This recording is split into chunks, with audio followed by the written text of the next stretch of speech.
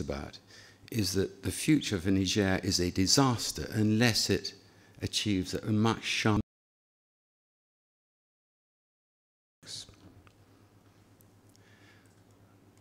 Well, having painted this dire picture, and I will finish in the next 5 minutes, I want to say something optimistic about Africa. And the story comes from Kenya. And it shows that that you can galvanize and mobilize a population to achieve huge reproductive changes in a short period of time, given the political will. In the late 70s, a fertility survey was done in Kenya that showed high desired family size, virtually nobody using contraception, an average fertility rate of 8 births per woman. If nothing changed, Kenya's population would double every 19 years. President Moi and his then Vice President Kibaki said, the time has come, we must do something about it. And they went round the country mobilizing district commissioners, getting the elite groups, the school teachers, the medical profession on their side, vast expansion of family planning services, social marketing of condoms and pills, introducing family planning in every health center and hospital, and community-based work. And they achieved almost a reproductive miracle. As you can see, the desired family size dropped dramatically. The percentage using contraception rose steeply from 7% in 1978 to 33% in 1993, and the fertility rate dropped from 8 to 5.4 births per woman. It can be done. It's almost as though Kenyans in the late 70s were frozen into a reproductive culture that was no longer suitable for them. And once you've broken the ice, things changed very quickly.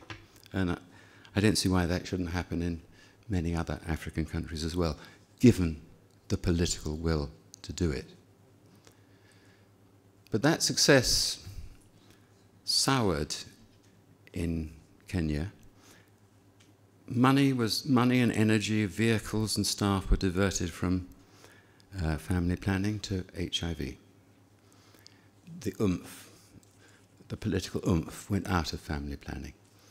And partly as a result of that de-intensification of the family planning effort, as you can see from this chart, fertility plateaued unexpectedly at a little above 5 births per woman, and the level of contraceptive use, instead of marching upwards, also plateaued.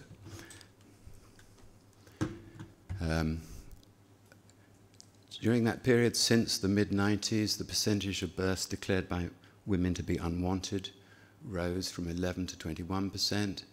The percentage of contraceptive users relying on government services fell quite steeply, suggesting that indeed government services did deteriorate.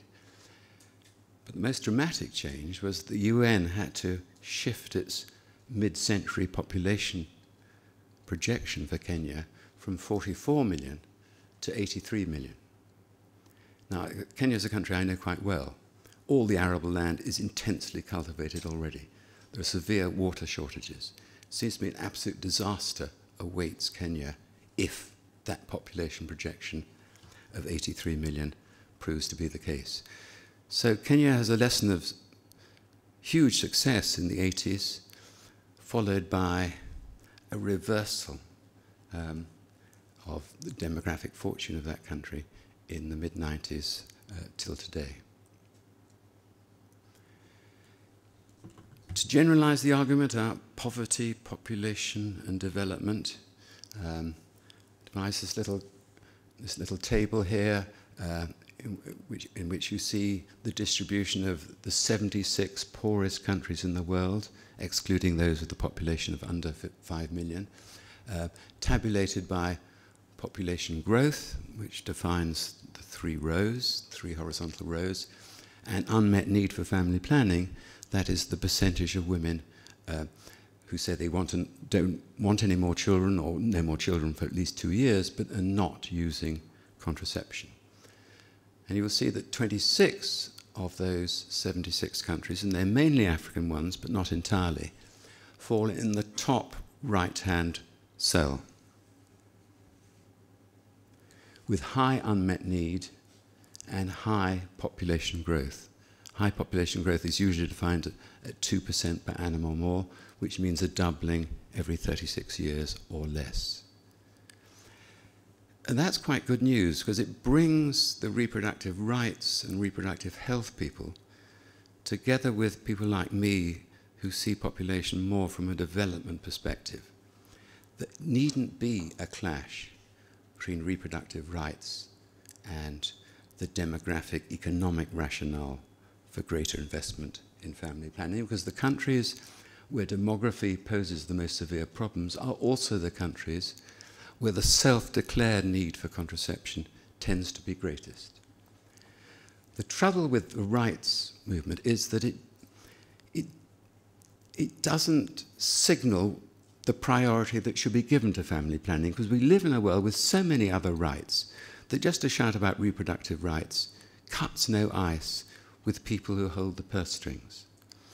So I put to you, and I'm going to close here, that economic and social development and demography should set priorities, and that human rights is important in determining how you launch and actually implement policies to reach population stabilization.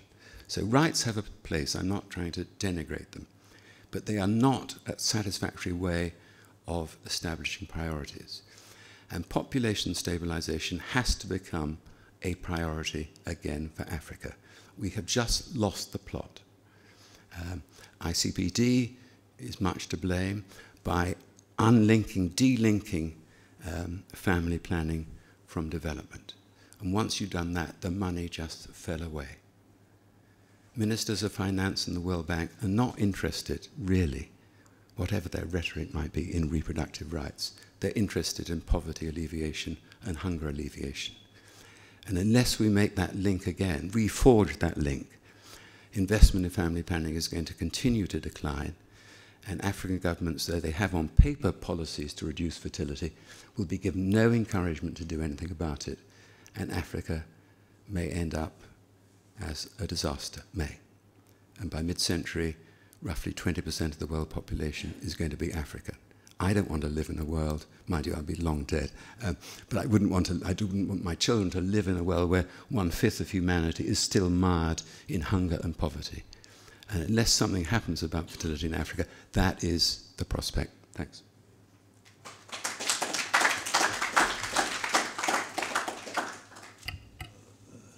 Giving applause to such a projection is giving applause to such a projection is in itself, well, putting also a question mark, but I like this type of confrontation, this challenge, and you put very clearly the dilemmas of the rights approach and setting the development priorities, and it is an extremely good basis for our further discussions. May I now give the floor to Professor Voorhoeven.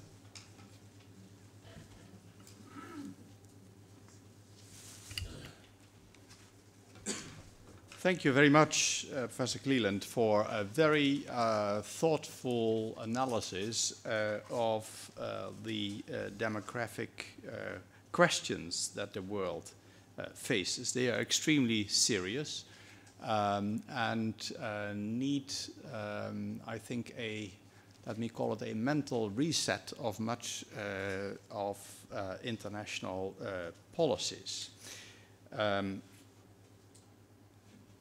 It is very clear from your speech that an increase in contraception is extremely important for poverty alleviation. It is also extremely important for increasing female autonomy, and I think that one of the most effective ways to lower the number of children that are born unwanted. Your graph indicated that 20% of children born are not desired